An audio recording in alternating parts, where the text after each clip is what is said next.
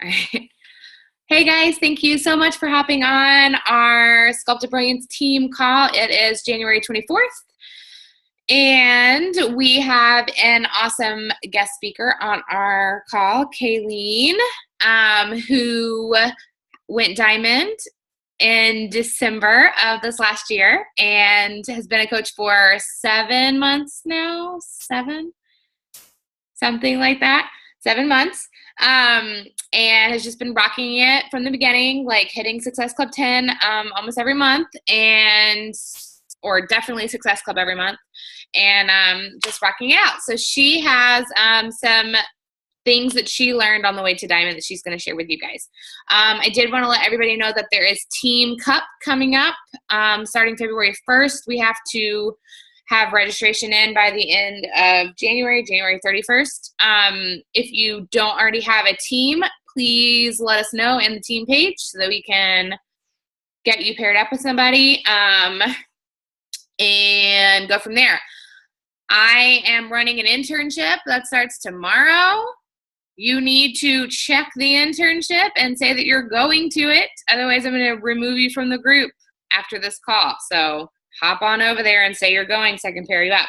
I'm also doing a 2-day social media intensive training starting tomorrow as well. This is for everybody and anybody who wants to join in. There will be like 4-ish plus posts a day that you'll need to check in on. So, if that time commitment is good enough for you, then please ask to join it, and we'll be glad to have you. Other than that, I guess we'll go ahead and get started with Kaylene. Let me spotlight your video here. There we go. I think that works. Okay, so you can unmute yourself and go ahead and get on with it. Okay. Hi, everybody. I had made a whole slideshow, and then, I don't know, it felt like way too formal and pretentious. So no slideshow. We're just going to chat. So my talk today is the 5 tips I learned on the way to Diamond, and a little bit about me if we don't already know each other. My name's Kaylene. I am 28 years old. I am living in Sarasota, Florida, and with my boyfriend and our 2 cats, no kids, just cats. I work as the director of audience services at one of the busiest, largest professional regional theaters in the country. And I got started with this whole Beachbody thing last April when I started on 21 Day Fix. I'm not going to go too much into my story because I've done, different opportunity calls and stuff about that. But needless to say, I've been overweight my entire life, and I've literally tried everything. I've tried fad diets. I've tried legit diets. I've tried fat acceptance. I've tried body positivity. I have tried everything under the sun. And 21 Day Fix and Shakeology it was like my last resort, and it was my saving grace. So I decided to become a coach like a week and a half into my first round because I loved the programs, and because Rachel kept posting about this Cancun trip that I couldn't believe was a real thing. I come from the nonprofit world, so the idea that a company would send you on an all expenses paid vacation was like, I couldn't even comprehend it. So that kind of piqued my interest, and I decided to go for it. I went all in. I hit Success Club 10 and got Emerald within my first 2 or 3 weeks of being a coach. Rachel said that you need to go, if you're serious about coaching, you need to get to Summit. So I bought a ticket to Summit because the Success Starter qualification wouldn't kick in until this year's Summit, which I got that ticket for free, thank God. So she said, go to Summit. So I went to Summit. I packed up my car. I drove 13 hours, and I didn't really realize how crazy that was to drive 13 hours across the country and share a hotel room with 3 women you'd never met for a business you'd been working 2 months until I got there, and people were like, whoa. So I've been all in on this from the beginning. I've seen the potential from it for the beginning, but getting started, I had a lot of momentum in the beginning and I kind of lagged in the middle. And every month my goal was to get to diamond. And it was just like a goal on a piece of paper that I didn't really understand. I didn't really understand how to get there. Like, I saw it on paper, I knew logistically what I needed, but I couldn't go from point A to point B in my head. And it wasn't until October that I was finally like, I'm sick of being emerald, diamond or bust. And I set a goal to hit diamond by Thanksgiving, and I failed. I didn't hit diamond by Thanksgiving, but I didn't stop pushing, and I hit diamond 2 weeks later on December 14th. So here are just a couple of tips that I wish I had known earlier on that probably would have gotten me there faster. These are all the things that kind of kicked in when I decided to really like drill in and go for it. So tip number 1 is to hone your audience. You have to know who you're talking to. And if you're the great thing about Beachbody is that there are products for everyone. There's something for everyone. But the problem is that if you're trying to reach everyone, you're reaching no one. So get incredibly specific about who it is that you're talking to, who it is that you want to help, because there's a coach for everyone.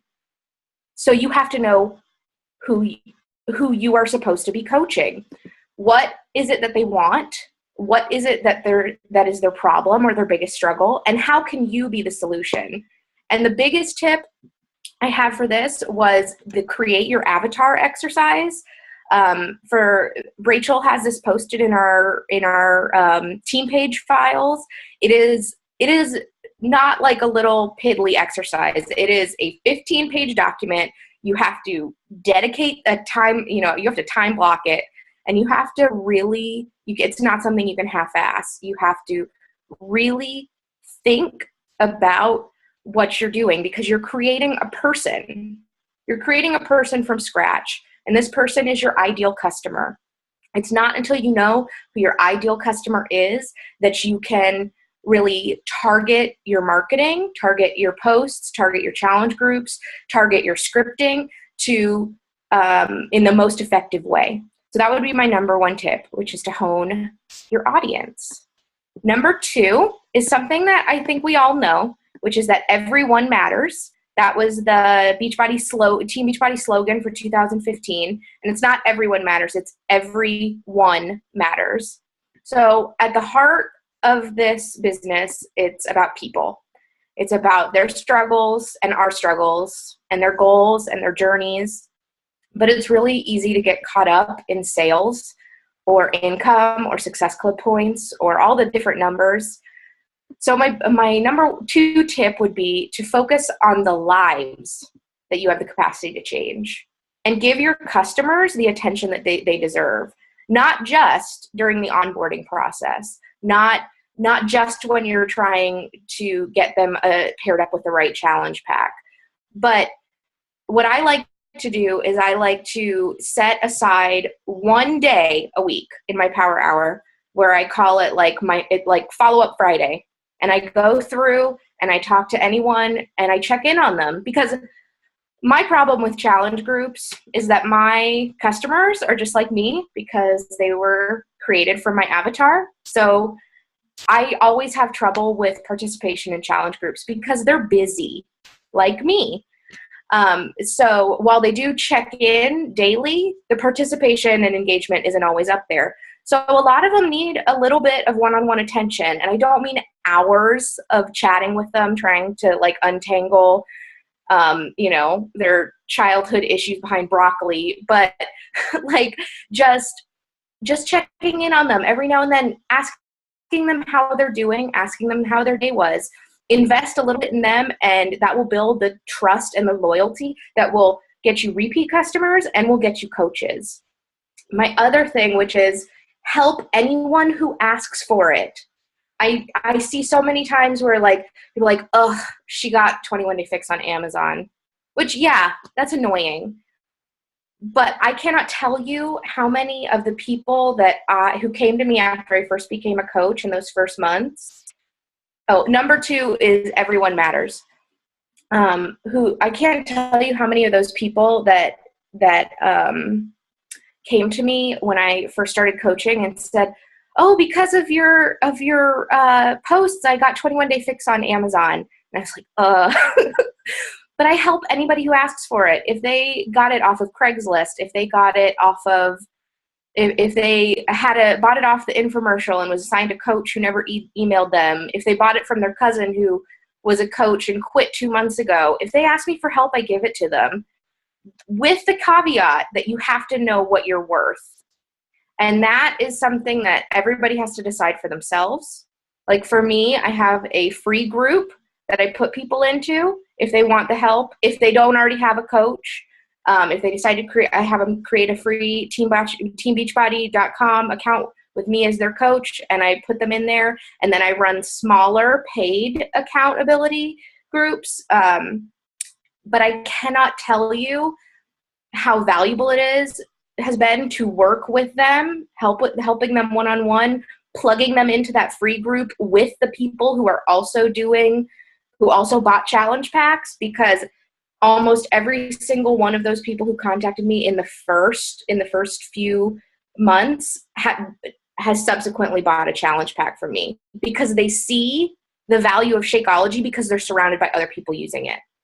So I swear, like of the 5 people who I've had who approached me about that when I first became a coach, 4 of them have bought a challenge pack with another program in the last 6 months. So everyone matters, whether they're buying a challenge pack from you right off the bat or not. You have to invest in people if they're going to invest in you.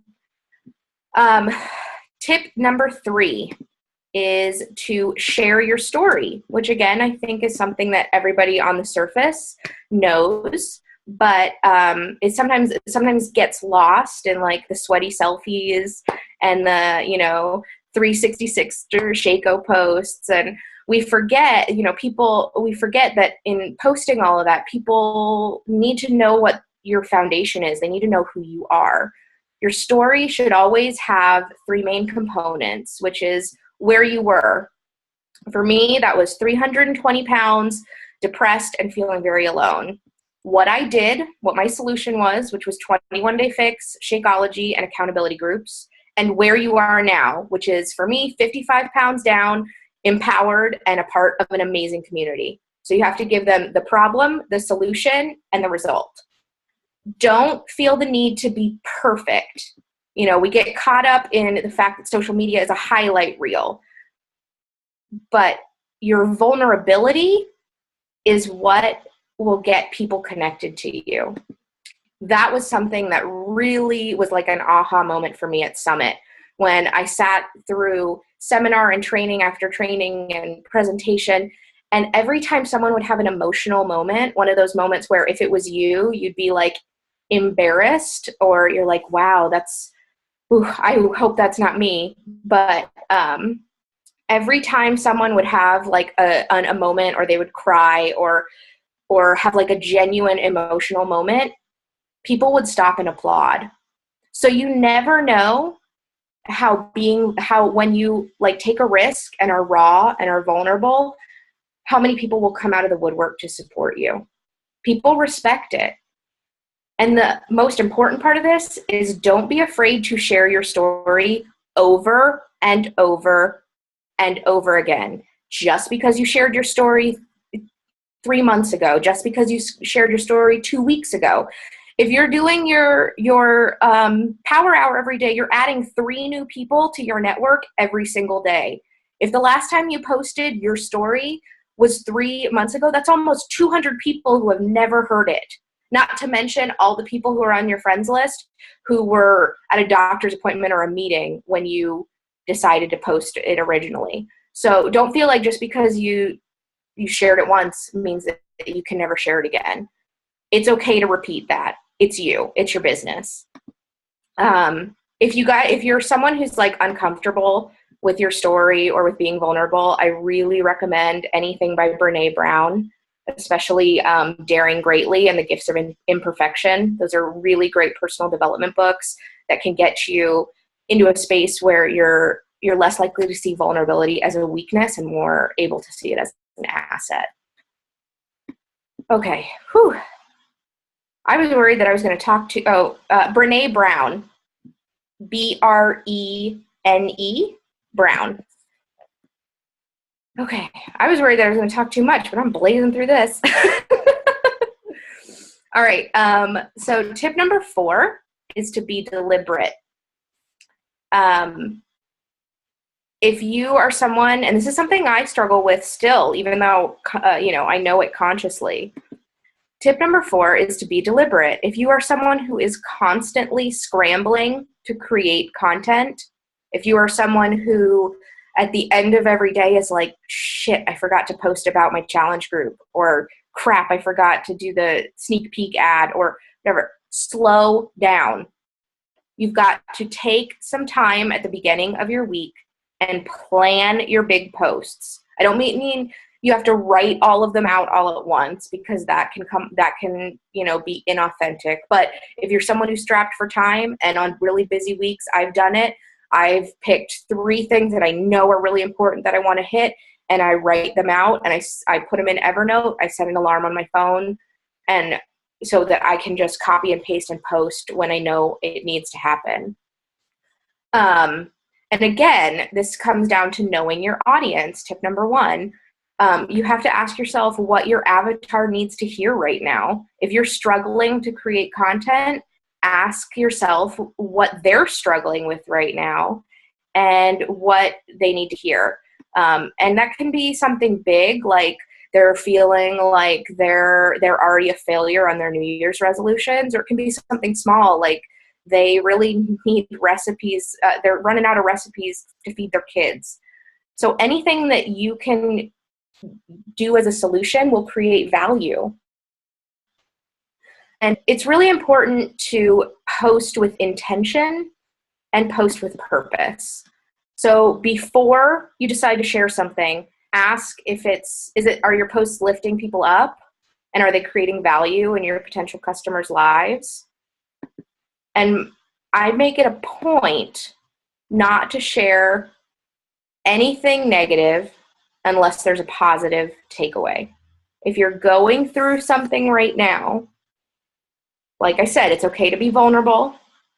It's okay to be raw. It's okay to put yourself out there. But you got to be able to spin it. You got to be able to spin it in such a way that so that your posts don't bring people down. Because there's enough negativity on social media out there. You don't want people associating that with you either. There's way too many TMIs and overshares out there on Facebook.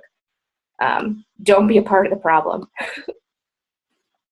Tip number 5 is the most important one in my mind, and it's the one that was really the light bulb moment that propelled me forward and kind of changed everything about my mindset, which is realizing that you are in charge.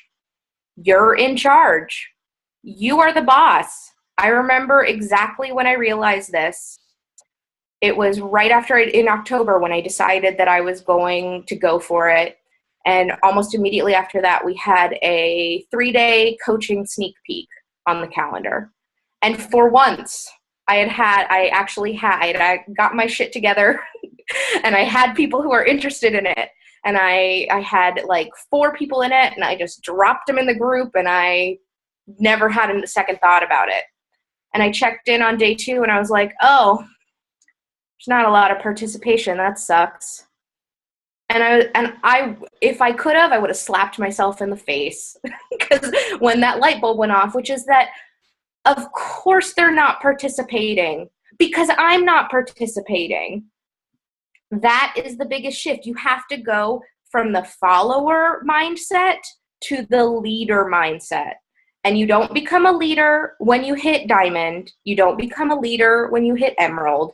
You become a leader when you decide to lead people. That can be at any rank. You can be a brand new coach. It won't kick in until later. But the fact of the matter is that your upline will not build your business for you. I was relying on Rachel to hold my hand and to entertain my potential customers and to entertain my potential coaches. And that's why I wasn't getting anywhere, is because I wasn't investing in it either. So by all means, utilize your upline. They're great resources, but know that at the heart of it, it's about you. So you do not become a leader by having followers. People will follow you because you are a leader. You got to fake it till you make it, and it'll manifest itself. So start by running your own challenge groups or running your own mini sneak peeks. Or if that is intimidating to you, ask your upline if you can have the responsibility of posting something in a sneak peek. Get involved. Take a leadership role. Don't wait for it to be bestowed upon you, because it never will be. And it's also really important that you ask yourself what small sacrifices you're willing to make to get you where you want to be, and be realistic. I had to have kind of a come to Jesus moment with myself, because I was on autopilot with my power hours. I was doing my power hours in the morning. I was trying to squeeze it in between workouts and breakfasts and meal prep and rushing off to work, and it wasn't effective. So I had to really sit down and look at my schedule. And even though it wasn't, convenient, I had to switch them to the evening. That meant I had to go to bed a little bit later. That meant there were a couple of nights a week where I just had to make myself a big mug of tea and throw on some gangster rap and knock off everything on my list that I had put under, I'll get to that later.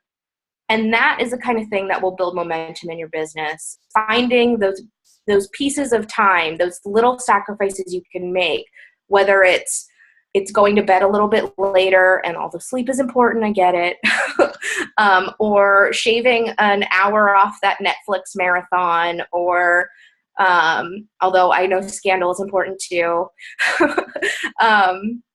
or seeing if a family member or babysitter can watch the kids for, even 1 hour a week can make a huge difference.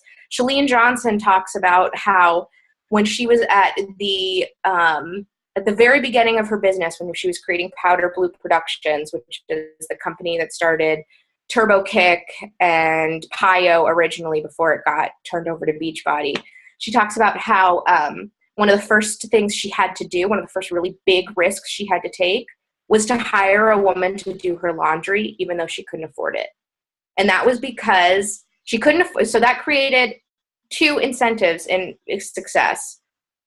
She needed to find a way to afford this laundry lady, and she couldn't use laundry to procrastinate on her business anymore. So look really carefully at your routine, and look really carefully about what you may be on autopilot for, and ask yourself where you can make little changes and sacrifices to get what you really, really want. And also make sure that you're being honest with yourself about what you really, really want, because you can't live on anybody else's dream but your own. So I actually have a sixth tip. It is an unofficial tip, which is what we're all about, obviously, which is to dream big, because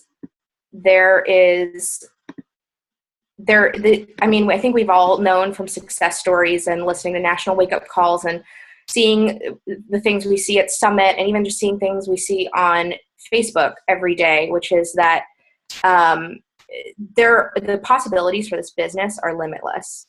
So if you dream big and get the heck out of your comfort zone, you can achieve amazing, great things. I have grown so much in the 7-8 months I've been a Beachbody coach. It has literally transformed my life, and not just from weight loss. I've gone from being like Miss Debbie Downer to someone who is excited to wake up in the morning.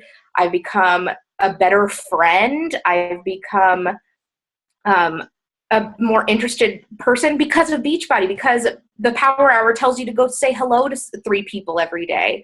I used to be the worst pen pal in the world. If you moved across the country, we'd never talk again. And now I'm in touch with friends that I thought were lost. I I have coworkers remark not just on the physical change, but on how much more of an enjoyable person I am to be around. This business is a blessing. This opportunity is amazing, and you can do whatever you want with it. You can live your dream. So get out of your comfort zone, because the comfort zone actually is a misnomer, because in actuality, it's the least comfortable place you can be. If you think about it, if you are overweight and you know that something in your life needs to change, but you're too afraid to do it, that's uncomfortable. If you are unhappy with your job, but you're too afraid to quit it, that's uncomfortable. So you have to choose your uncomfortable. You have to. So if you guys have one piece of homework from this call, it's to pick one thing out of your comfort zone this week and do it every day. So if that means creating a Periscope account and posting a video with tips once a day, do it. If that means cold messaging someone, do it. If that means, like someone posted on the team page today, even just wishing someone happy birthday because you never used to do it before, do it. Do something new, because the risks you take can be immensely rewarding. That's all I have to say. Thank you. That was freaking awesome. Yeah, I missed. Well, all right. Oh, good. We only have like 10 minutes. Okay, so first of all, I wanted to ask if anybody had any questions for Kaylene. You can unmute yourself or chat, and I can read it. I know I talk fast, so if I need to go over anything again, let me know. Okay. No questions. Okay, so my big stepping out of my comfort zone thing is definitely going to be cold messaging people. I hate doing it. I know, me too. Tomorrow, because I'm sick and tired of knowing that somebody would be a good coach, but being too scared to approach them about it, and then having them sign up with somebody else. It's happened a lot in like the last month. So no more. No. Okay. Be the boss. All right. So thank you guys so much for hopping on. Next week is my son's birthday, so I might be on, but I will not be hosting. Jess is okay. Hold on. Is that for me? I think so. Yeah. So let me just finish this last announcement, and then you can answer that. So Jess is going to lead the call next week, and she says that it's 50% chance that it's Mandy Green going to be guest speaking, which is a 5-star diamond on Dara Distel's team. And she's going to be talking about building a local team, and which I have zero experience with because all of you guys are all over the place.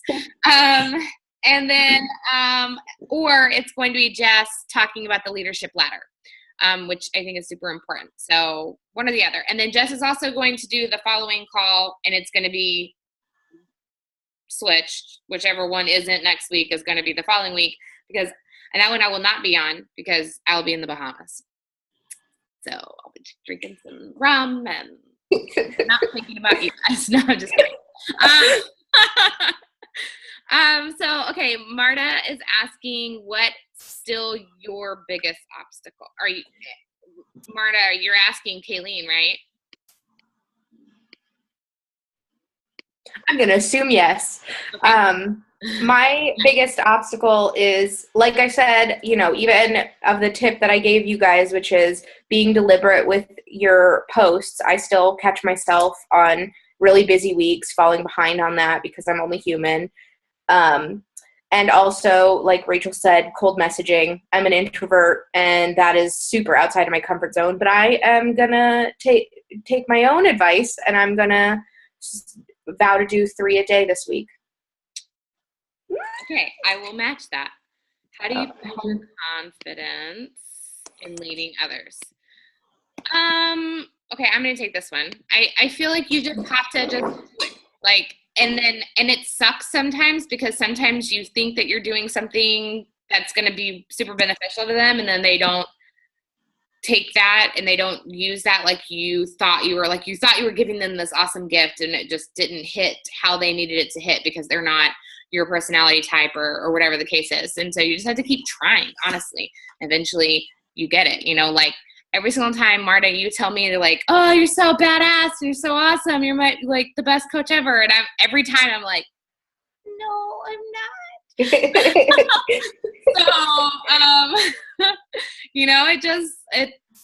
I think it just kind of comes with like the more you get out there and the more you do it and the more like I what Kaylene said about reaching out and asking to help is something really big, because honestly I struggle with this. Like, I'm the type of person that wants to just do it all myself because I know it's going to get done when it needs to get done and whatever. And so I have a really hard time letting somebody else do that for me. So I have struggled with that in the past. Like, a while back ago, like Natasha and we always paired up together because I knew that Natasha was the exact same person as me. And like, we were just going to get it done, but then that didn't help out my other leaders on the team. I was just doing stuff with her. Like, I have to branch out and whatever. And so ask me if you want to do something, because I think, well, I don't want to put too much on their plate and make them shut down or whatever the case is. So I'll just do it for them. And so if you want to do something, if you want to lead a sneak peek, or if you want to do a post one day or whatever the case is, then let's plan it and do it if that's going to help you be the leader that you want to be. Otherwise, I'm just sitting back going like, well, I don't want to bother anybody. I'll just take care of it. So I think it's also giving people opportunity to follow. Yeah. What made you realize you're hand holding and decide to let go? I think that's different for everyone. For me, it was that moment where I was like, oh, wow. I can't, it was that moment with the sneak peek that I just couldn't, I just realized that if I wanted people to sign up with me as a coach, I couldn't rely on Rachel to onboard them. It had to be me. And I had to be, or at least, me in collaboration with the team, they had to see me in it. So I think it's different for every person. And, but it's also something that you can just decide. I don't want to romanticize it and say, it'll just happen. You'll know it. You can decide. You can just decide that, okay, I'm going to try this. And I'm going to, that's not to say that like, I'm just like, bye, Rachel, I'm never talking to you again. Obviously not. We need you. No, she's like, I still go to Rachel when I have issues that I can't solve by myself, or when I have questions, and I demand weekly one-on-ones with her because it keeps me grounded and it keeps me centered. But I don't expect her to do any of it for me. And it's like working as at your upline as a collaborator instead of like a boss. Yeah, and I think that, Marta, if you're doing everything that you can and they're not meeting you halfway, then that's when you know that you have to just step back, go pour yourself into somebody else who is willing to meet you halfway, and then go from there. Yeah, work with the willing. A lot of heartache in this business. Someone comes in and I don't know how many times I've told Aaron like, oh, I just signed a rock star. They're going to just do everything and it's going to be amazing. And then like 2 weeks later, I don't hear anything from them at all. And I'm like, hi, how are you? No response. I'm like, okay, back to the drawing board again, so yeah, you do. You feel like a creep. So, it takes time to like find, again, like finding that avatar, speaking to that avatar is huge. Every single time I actually remember to speak to my avatar, I get so much more feedback from people messaging me left and right. Like, thank you so much. I really needed to hear that, or whatever the case is. So if you have not already, find your avatar and speak to your avatar, because that's the person that you want on your team. So we have less than a minute basically. So I'm going to go ahead and cancel the recording here. And